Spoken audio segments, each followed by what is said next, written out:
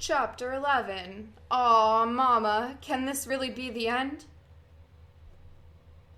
Down and out in Vegas with amphetamine psychosis again.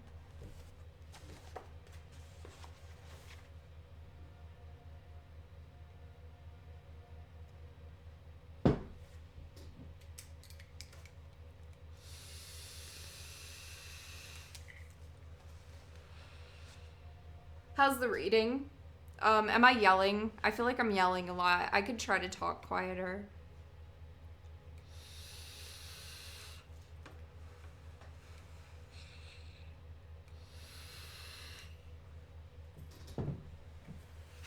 Sweet.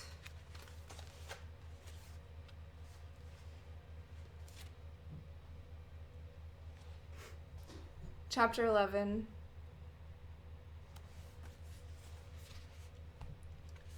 Tuesday, 9 a.m. Now sitting in Wild Bill's Cafe on the outskirts of Las Vegas, I saw it all very clearly.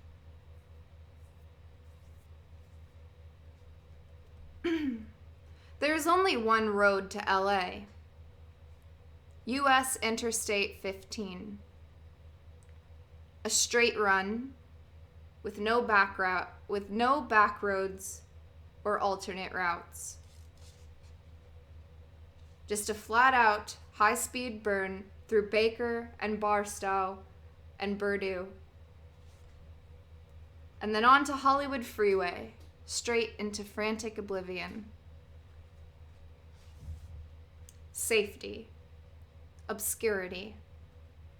Just another freak in the freak kingdom. But in the meantime, for the next 5 or 6 hours, I'd be the most conspicuous thing on this goddamn evil road. The only fire apple red shark convertible between Butte and Tijuana. Blazing along this desert highway with a half-naked hillbilly mental case at the wheel. Is it better to wear my purple and green Acapulco shirt or nothing at all? No way to hide in this monster. This will not be a happy run. Not even the sun god wants to watch. He has gone behind a cloud for the first time in 3 days. No sun at all. The sky is gray and ugly. Just as I pulled into Wild Bill's back street, half-hidden parking lot,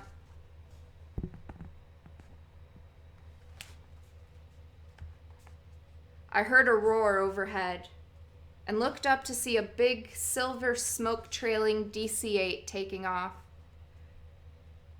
about 2,000 feet above the highway. Was Lacerda aboard? The man from Life? The magazine. Did they have all the photos they needed? All the facts? Had they fulfilled their responsibilities? I didn't even know who'd won the race. Maybe nobody. For all I knew, that whole spectacle had been aborted by a terrible riot. An orgy of senseless violence kicked off by drunken hoodlums who refused to abide by the rules. I wanted to plug this gap in my knowledge at the earliest opportunity.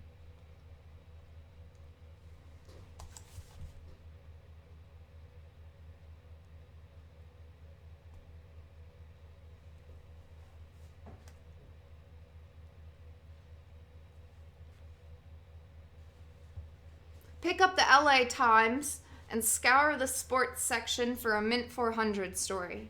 Get the details. Cover myself. Even on the run. In the grip of a serious fear. I knew it was Lacerda in that plane, heading back to New York. He told me last night that he meant to catch the first flight. So there he goes. And here I am, with no attorney, slumped on a red plastic stool in Wild Bill's Tavern, nervously sipping a Budweiser in a bar, just coming awake to an early morning rush of pimps and pinball hustlers,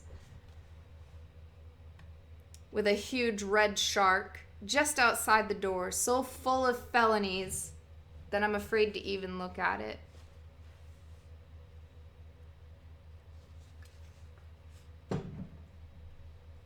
But I can't abandon the fucker. The only hope is to get it somehow across 300 miles of open road between here and Sanctuary.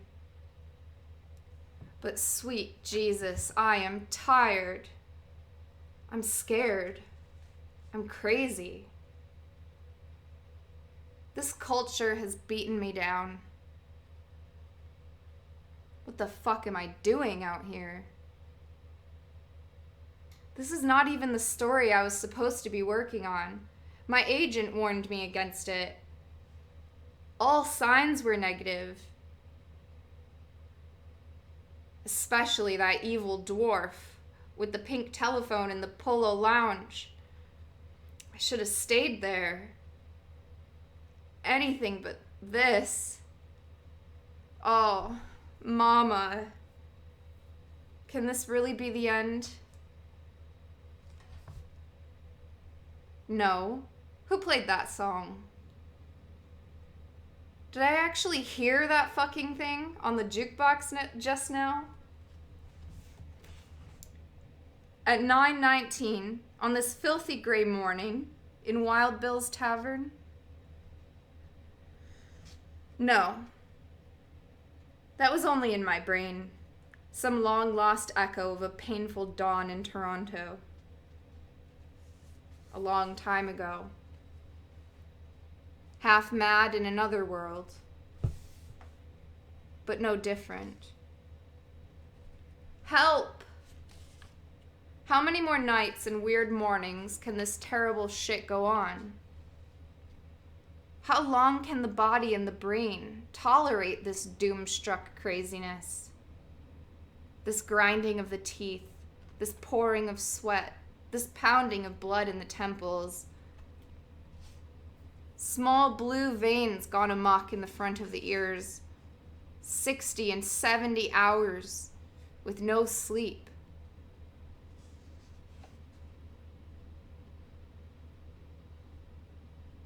And now that is the jukebox. Yes, no doubt about it. And why not? A very popular song. Like a bridge over troubled water, I will lay me down. Boom. Flashing paranoia. What kind of rat bastard psychotic would play that song right now at this moment? Has somebody followed me here? Does the bartendress know who I am? Can she see me behind these mirrors? All bartenders are treacherous, but this one is a surly middle-aged fat woman wearing a muumuu and Iron Boy overalls. Probably Wild Bill's woman.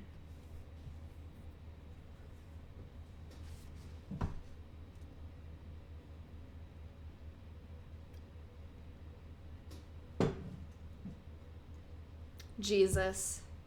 Bad waves of paranoia, madness, fear and loathing. Intolerable vibrations in this place. Get out. Flee. And suddenly it occurs to me. Some final flash of lunatic shrewdness before the darkness closes in. That my legal hotel checkout time is not until noon.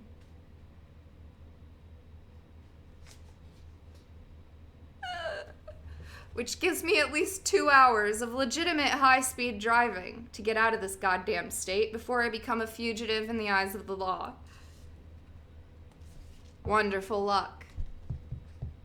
By the time the alarm goes off, I can be running full bore somewhere between Needles and Death Valley, jamming the accelerator through the floorboard and shaking my fist up at Ephraim Zimbalist Jr., swooping down on me in his FBI Screaming Eagle helicopter. You can run, but you can't hide. Fuck you, Ephraim. That wisdom cuts both ways. As far as you and the Mint people know, I'm still up there in 1850, legally and spiritually, if not in the actual flesh, with a do not disturb sign hung out to ward off disturbance.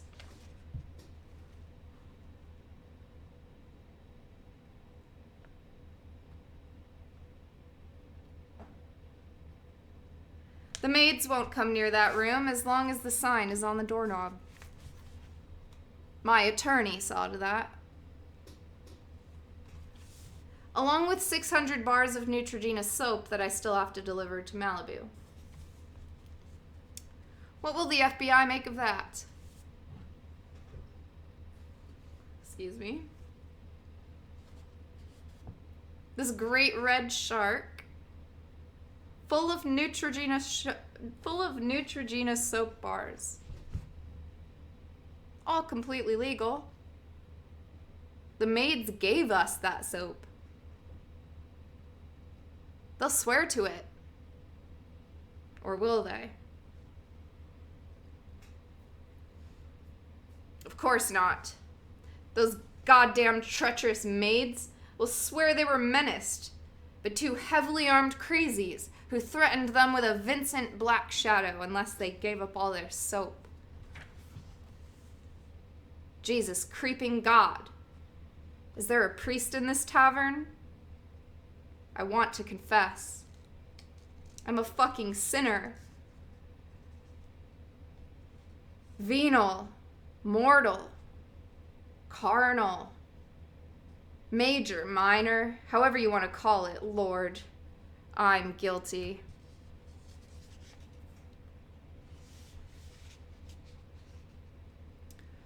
But do me this one last favor. Just give me 5 more high-speed hours before you bring the hammer down. Just let me get rid of this goddamn car and off this horrible desert.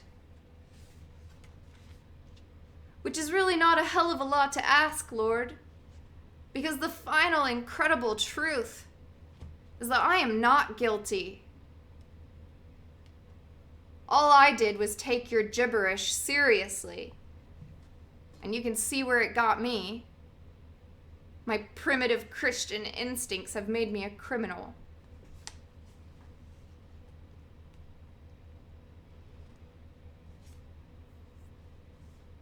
Creeping through the casino at 6 in the morning with a suitcase full of grapefruit and Mint 400 t-shirts.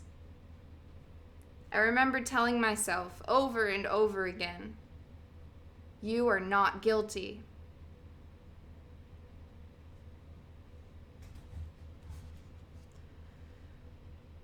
This is merely a necessary expedient to avoid a nasty scene. After all, I made no binding agreements. This is an institutional debt. Nothing personal. This whole goddamn nightmare is the fault of that stinking, irresponsible magazine. Some fool in New York did this to me. It was his idea, Lord, not mine. And now look at me. Half crazy with fear, driving 120 miles an hour across Death Valley in some car I never even wanted. You evil bastard. This is your work. You'd better take care of me, Lord. Because if you don't, you're going to have me on your hands.